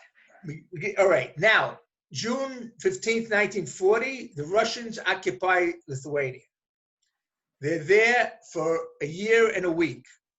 June 22nd, 1941, the Nazis invade. Operation Barbarossa. Mass murder, systematic mass murder begins. But even before the first Nazis show up in Lithuania, the Lithuanians are already murdering Jews. Physical attacks on Jews in 42 different communities because of the incitement from Berlin, to which the leaders of the Lithuanian political parties escaped during the Russian occupation and joined forces with the Nazis. Right. So, in short, they were first afraid of the Russians, then they were afraid of the Germans, then again afraid of the Russians, and then they're afraid of their own neighbors. Listen, they were not afraid of the Nazis. They greeted the Nazis with flowers. Right. For them, it was liberation. The Nazis didn't kill any Lithuanians, and they found more than many willing, zealous collaborators to kill the Jews. Right, but then again, they're afraid of their conscience and their neighbors. Listen, first of all, in any country that underwent communist rule, to be a snitch is a problem once they get independence. In other words, that is the worst thing you can do, even if you're talking about the truth, even if you're telling the truth. I'll tell you something interesting. When we started Operation Last Chance in Lithuania, and we were offering 10,000 euros for any information leading to a case of a Holocaust perpetrator, we expected people who had been put on trial and released to come to us with the information, because they had already been punished. They can't be punished again. And 10,000 euros will get them a dacha in the country. Not one person snitched on his former buddies. Not one. Very patriotic. But you know, it's very interesting, Effie. It's very interesting. A few friends in the audience have been to Lithuania and have been touring and visiting. And a few, you know, more than 10 years ago, we went there all over Lithuania driving. But one of the most interesting things, when we went to Pornari, we had a, you know, kind of a Jewish guide. You and I know, you know her from Lithuania.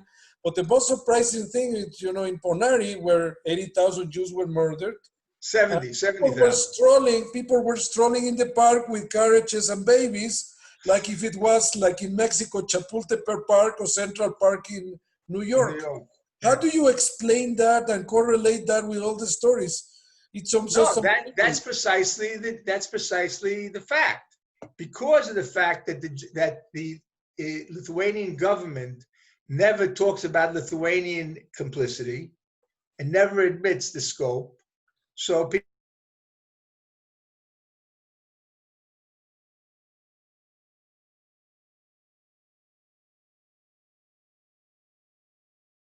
historians who write the truth, okay?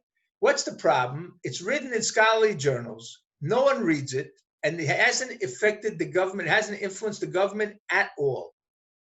And our book also, you know, our book also hasn't affected the government, not yet. I mean, they went crazy when the book came out, but they haven't changed the official line. What did happen, though, I can tell you, is that several months after the book came out, there was a memorial to the Jews of Molotai, that's a town in northeastern Lithuania, who were murdered.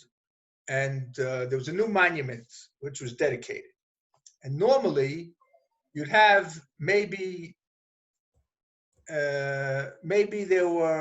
you'd have 50 people coming to an event like this. And there were some Jews from Lithuania, some Jews from Molotai who are living in the States, Mexico, Israel, South Africa, wherever, okay, Canada. 3,000 people came to the march.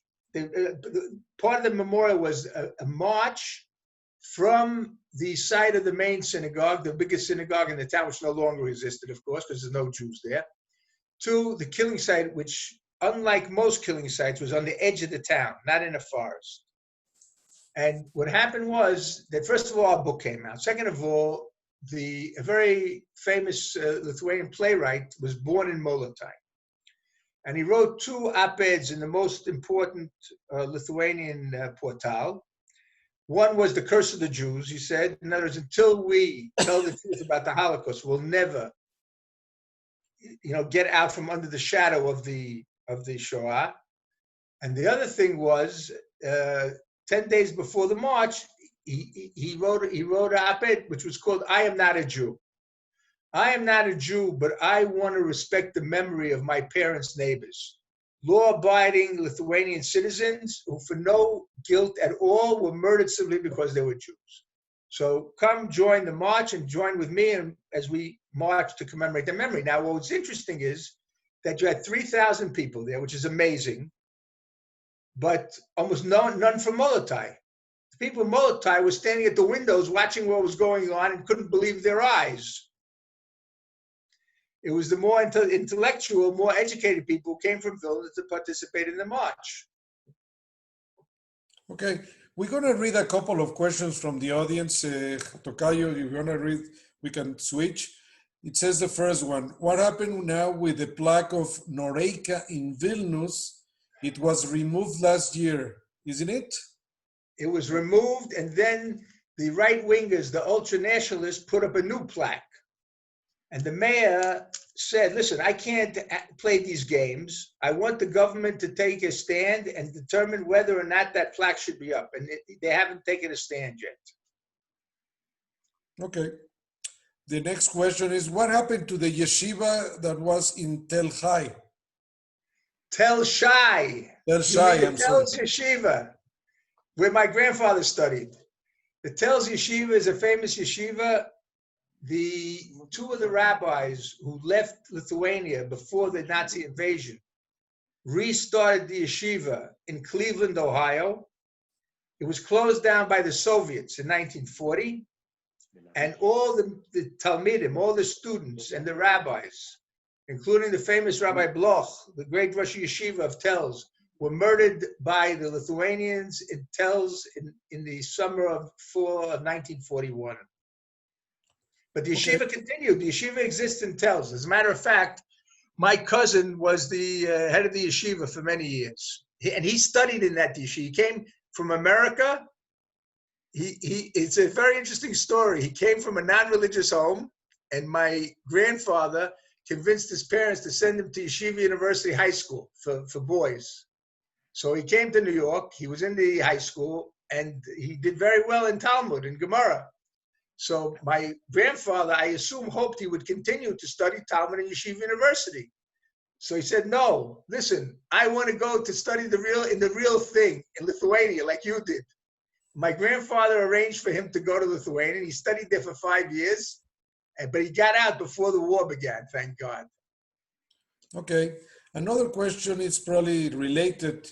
It says one person and the other was in Vilna in the summer.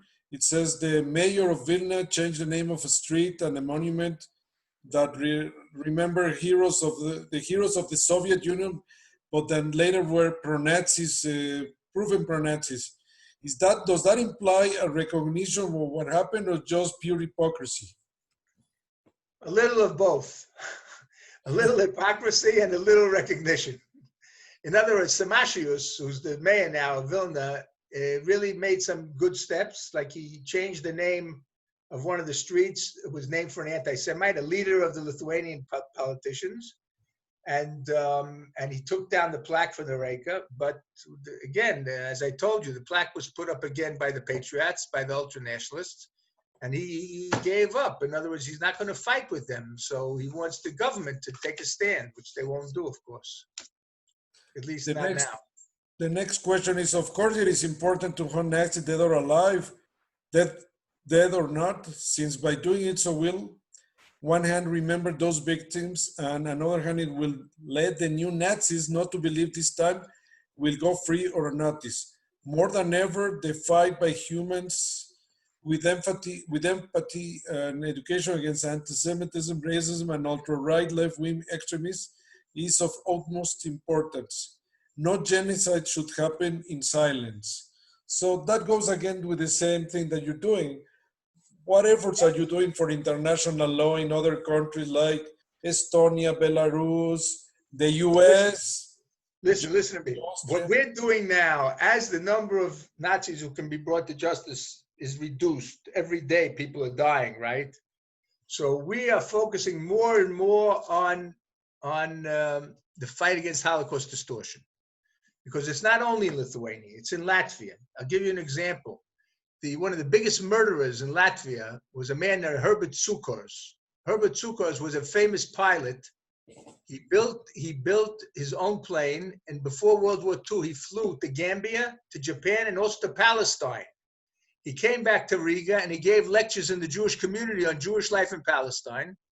And when the war began, when the Nazis invaded, he joined the Arais Commander. The Arais Commander was one of the worst death squads. He was the deputy commandant, the deputy commander, the Arais Commander, Herbert Cukurs. He was a sadist. He murdered many, many people. We know so much. We have so many testimonies because he was famous. He was a Latvian hero, so everyone knew him. So they knew it was Cukurs who was carrying out the murders. He ran away to Brazil after the war. And he actually took a Jewish girl with him to serve as an alibi for him. And what happened is, and a new book has just been written about this called The Good Assassin. The Mossad decided that they are going to execute him. Why? Russia asked for his extradition from Brazil. Brazil said, we'll only send him to the country where he committed his crime. Latvia didn't exist. That country didn't exist. And the Germans were thinking of starting or applying a statute of limitations that exists on murder in Germany, also to Nazi war crimes. And Israel wanted to send a message to Germany, if you stop prosecuting, we'll start executing. And the first person they chose was someone who could not be brought to trial because of the legal mess, Herbert Cukurs. And the guy who pulled this off, was a fabulous guy, one of the best agents in the Mossad. Most people don't know his story. It's an amazing story. Yaakov Medad. He was the master of disguise, and he posed as an Austrian Wehrmacht veteran who was a businessman who wanted to invest in Sukkot's business of airplane tourism. Now, the problem was this, that in Brazil at that time, there was a death penalty for murder. And the Mossad was afraid that if, God forbid, someone would get caught, they'll execute them from the Mossad. If someone trying to kill Tsukos is caught, they'll execute him. So they lured him to Montevideo, to Uruguay, where there was no death penalty. And the plan was to put him on trial, like a field, like a mishpat sadeh. In other words, to have a tribunal to explain his crimes and then to execute him. Anyway, he walked into the house that was rented. It took 7 people to pin him down. And they executed him, and they left the body. They put a note on the body, those who will never forget.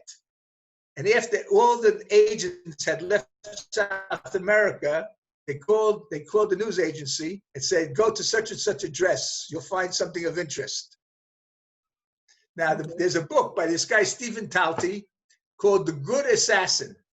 It just came out, and it's a terrific book, very accurate, wonderful book, and I highly recommend it. Well, tell us about your book. It's being sold in Amazon. Let's do a little bit of propaganda before we continue other questions, and we have... Not propaganda, publicity. Publicity. I'm sorry, you're right. I'm very sorry. Publicity, that's the right word. Yes, okay. I couldn't find the word. Our book, there's never been a book like this, okay? It's very unique.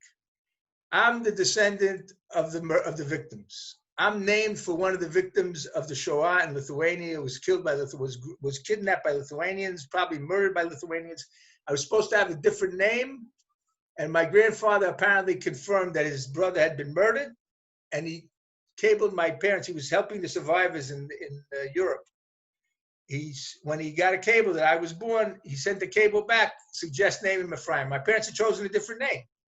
So when people ask me, how'd you become a Nazi hunter? So I say, you want the mystical answer or the practical answer? The mystical answer is that I was given a name of a victim of the Shoah in Lithuania. I spent my life fighting the Lithuanians. But in any event, so the book is very unique because there's never been a case in which a descendant of the killers went together with the descendant of the victims to that number of places to investigate, to interview, to learn about the identity of the killers and all of that. And we survived to tell the tale. You know, I mean, there was every chance that we would have fought during the trip, and it never would have happened. But we went for 40 days. I called Ruta's Jeep, the Shoah-mobile. Okay, we went in the Shoah-mobile, and she ate only kosher with me. Okay, we ate out of the boot of the Shoah-mobile, and it was so heartbreaking. I'm telling you, it was so heartbreaking. I had been to quite a few of the death camps already, many times. Auschwitz, Treblinka, Majdanek, Chelmno. I was at these places. Nothing even began to touch me the way I was touched by what I saw as I went from mass grave to mass grave, standing right next to the place where the bodies are still lying layer upon layer. My people, Jews of Lithuania. You know, it was heartbreaking, absolutely heartbreaking. I shed more tears there, I think, than I ever shed anywhere else. And I feel that's the motivation. You know what I mean? That's to do away with those lies and get them to tell the truth. It's in Amazon, right? Amazon, yeah. Our people. What? Our people discovering Lithuania's hidden Holocaust. Good. So people, you can buy from Amazon, Our People, Efraim Zuroff and Ruta Bonagoite. Good. Yeah. So we'll see. Efraim. The next time you're in Mexico, whoever buys the book, you can probably have a signature on the book, you know. Why probably? For sure can have a signature. Okay. No problem. Efraim, what's the name of the other book you said? The one that Ruta wrote with Dickman. Yeah. First of all, that's not in English yet. It's going to be okay. published in English by the same publisher. It's called How Did It Happen? Okay, but then you said another book, The Good Assassin. The Good Assassin by The Stephen Good Talty. Assassin. Well, Okay. Fabulous book, because he weaves together three stories. The story of Tsukos and his assassination, the story of one of the most amazing survivors from Riga, who was saved by an officer in the Arise Commando who fell in love with her. But of course, she didn't fall in love with him, but he saved her. And the whole story of the fight against the statute of limitations in Germany. And it's also on Amazon, right? And also on Amazon. I think it's only on Kindle. I'm not sure. But it's a terrific book, really. I highly recommend it. Of course, I recommend my own a little more, but... Of course. We have a couple of questions. Why, people are asking, why Germany was the only country that sent indemnization or financial indemnization to Jews, the survivors of the Holocaust? Why not Lithuania? Why not Austria? Okay. Why not... All right, so listen. So, so other countries have also given reparations and restitution. The Lithuanian government signed a deal with the Jewish community to pay 128 million litas, which is like 40 million euros, to the Jewish community over 10 years to help survivors, to help cultural, educational. And Ruta's book was supported by that money, for example. Her second book, not the first book, not our book, but they helped her publish the second book. What else? Any other country that... Serbia signed the restitution agreement. Austria gives forms of restitution. The only country that has not done nothing to return Jewish property is Poland. Okay, so Poland has not done anything, right? Nothing. They don't consider themselves... And not only that, it was a hot issue in the recent presidential election in Poland and previous elections, where the nationalist candidate threatened the people that if his opponent is elected, he's going to let the Jews get back their property, and Poland's going to have to pay the Jews. So you can imagine what happened. He didn't lose the election, the nationalist, Andrzej Duda. Okay, people are asking, besides Sugihara, which was a Just Among Nations and the Japanese consul in Lithuania, do you remember any other interesting case from the Just Among Nations in Lithuania? Okay, first of all, Sugihara did not save Lithuanian Jews. The Jews he saved were Polish refugees in Lithuania. And that's why the Russians allowed them to leave, because they wouldn't have allowed Lithuanian citizens to leave. Okay, there are quite a few wonderful people who saved Jews in Lithuania. One case is the case of Ona Shemaita. Ona Shemaita smuggled food into the Vilna ghetto, smuggled people out of the Vilna ghetto. Wonderful woman, incredibly brave, risked her life time and again to help the Jews of Vilna. There's a woman named Elena Kutorogiena, a doctor, who saved Jews in Kovna, and they're priests that saved Jews. Listen, I don't remember all the names offhand. There are quite a few. One of our arguments with the Lithuanians is that Yad Vashem has specific criteria to grant the title of righteous among the nations. And the Lithuanian Genocide and Research Center, the Genocide and Resistance Research Center, gives the title of righteous generals to people who don't fit the category, don't fit the criteria, because they're trying to inflate the number of righteous and deflate the number of killers. Listen, okay. they asked this Genocide and Resistance Research Center for the court. Okay, this guy named Grant Gochin, who's a Litvak living in California, whose family was from Northwest Lithuania. He lost over 100 relatives in Northwest Lithuania, where Noreika was the liaison with the Germans. Okay, so he sued the government to remove all the honors to Noreika. So the court turned to the Genocide and Resistance Research Center and asked for an opinion. They said, Noreika, he's absolutely innocent. He had nothing to do with the murders. He signed to send the Jews to the ghetto in Jaga where they were murdered. He wanted to protect them. They were more safe by themselves. I mean, this is crazy. This is absolutely mad. They made up a list of 2,055 killers, and then they said, well, but they had German officers. They had no choice. Total bullshit. first of all, by the way, any person in Europe who was ordered to kill a Jew did not have to kill the Jews. There's not a single case of a German who was executed for not killing Jews. And if you read Chris Browning's book, Ordinary Men, he says specifically, Police Battalion 101, they said to anyone can't do it, don't do it. We'll send you somewhere else to do something else. And the same in Lithuania. And that appears in our book. By the way, I'll tell you a very funny story. One of the most shocking things I found in my research on the Shoah was a list of people who were given Shanghai permits. People living in Lithuania, in Vilna, in Lithuania, Shanghai permits to enter Shanghai. And the list was issued on May 16th, 1941. And who do I see in the list? Efraim Zah and his wife and his 2 kids. Gott in Himmel. And also, I found out in my research, because I wrote about this whole effort to save them, his address in Vilna. And I went with Ruta to the apartment building where he lived, okay, before he was murdered by the Lithuanians. And we wanted to go in there, but the entrance was closed to that stairwell, right? All of a sudden, the guy puts his head out the window, and Ruta explains to him, listen, this guy is here from Israel. His uncle was killed. He lived in this apartment. The guy says, I don't believe you. I know who that is. He's looking for the bad guys. Yes. So then, in the end, he let us in. We went to the apartment. It was locked. No one answered. Okay, Beseder. As we're leaving, he says, I still don't believe you. Well, that's in the book, by the way.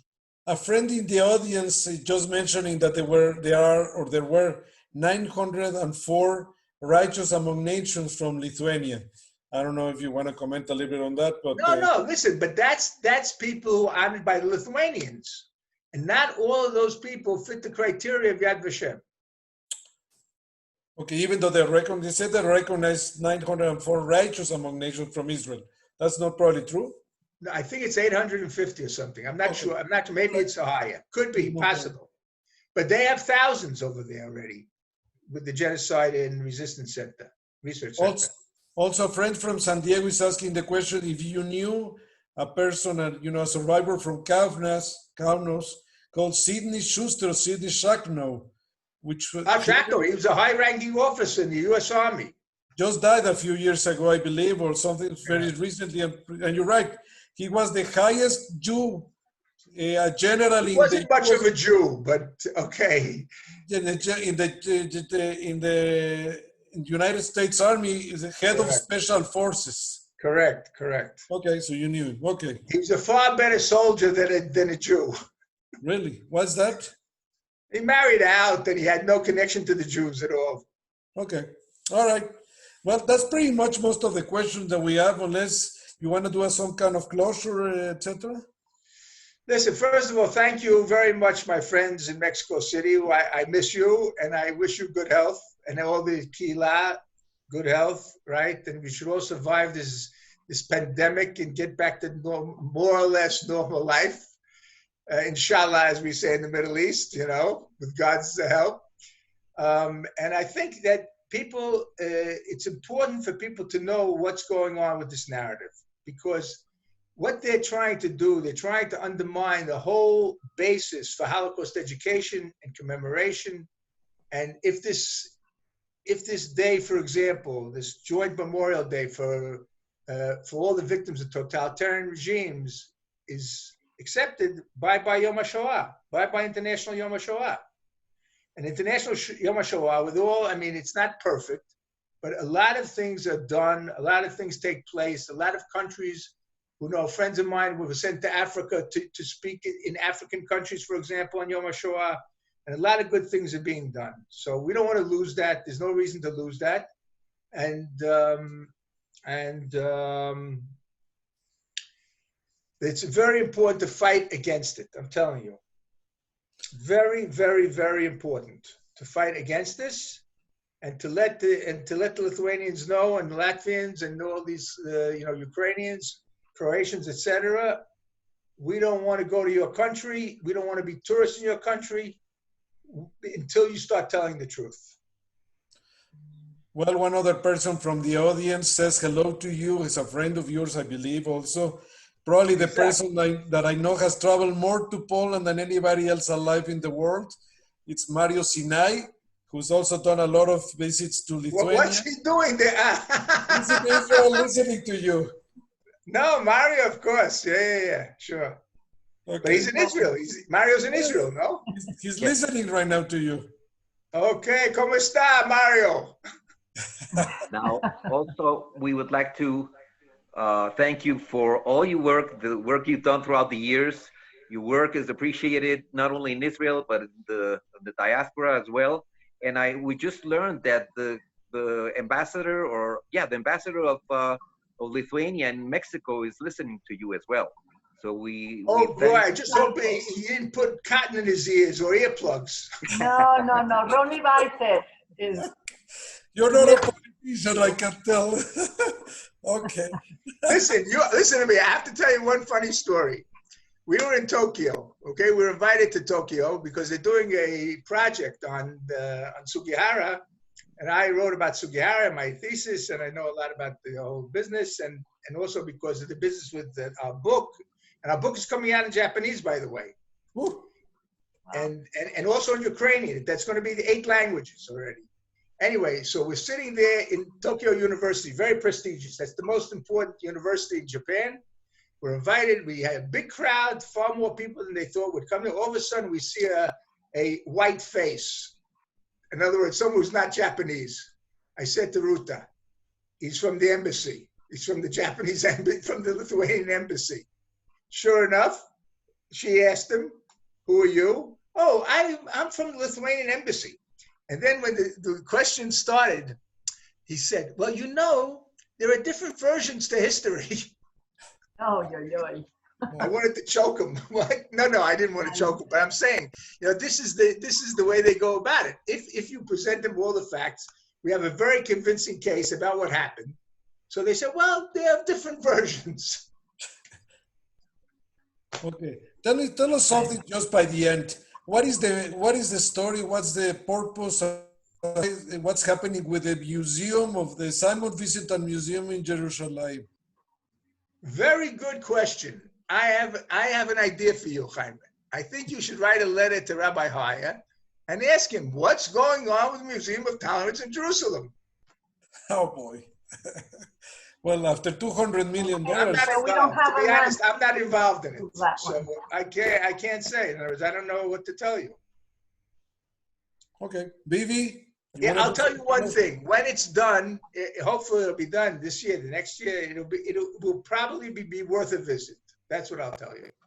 Okay. Vivi. We hope we can be there next year. Let's hope that. No, I'm just going to give a very. I would love to see all of you in Israel, not only in Mexico City. Yes, we'll do both. So, Effie, thank you so much for this incredible interview and for all this information and enlightenment. To Jaime Muro and Jaime Romanowski, of course, are stars in the subject of Shoah, and I want to make a very special mention to Devi Dun, or Doirele Dan, as she is also known, for her incredible translation. Really, she has done a spectacular job. Debbie. It's been 2 hours nonstop of translating, so it has been very demanding, but I hear she has done a wonderful job. And of course, as always, I want to thank our committee with Raquel Feldman, Anita Feinsod, Alberto Chakra, and we have many people involved in all this, but these have been the main people. And of course, from the design, we have Sandra Apo and Michelle Gerber. I think we all deserve a mention here for having made this possible. Please send our regards to Ruta. We really missed having her, but it was an honor to be able to talk in her name. And hopefully we'll have another interview where she can be present. Okay. Bueno, so thank you very much. We will be next No, on the 23rd of August, we will have Michael Berenbaum talking about Michael, ethics. okay, Yofi, yeah. Yeah. And Yes. so again, we thank you so much. We thank the Kehila in Mexico and the Universidad Anáhuac also, who helped us sponsor this and Really? make this publicly to most of their students. So thank you so much. Okay, this session will be, it is being recorded. It will be published on YouTube very shortly. And Effie, you can use it any way you want to as a good sign for South America, Latin America, Central America, and Mexico. Tell me something. What is Michael going to be talking about? Ethics and the Holocaust. Okay. Yeah, and also he's going to show later his the new documentary he just finished, which you haven't seen. Okay, well, show that one on the account of Auschwitz. Yes. The trial of the account of Auschwitz. That's right. It raises a lot of interesting questions. Yep. Anyhow, Effie, it's a pleasure having you virtually, and you look very well and healthy, with a good humor, with all the spirits. Hope you keep that way for the years to come. We'll see you soon in Mexico or Israel, and or both. As Vivi said, both. Okay. Thank you, everyone. Thank you so much for being Thank you to everybody that joined the meeting. Okay, toda raba, muchas gracias. Gracias. Laila tov. Bye, Betty. Bye. Okay.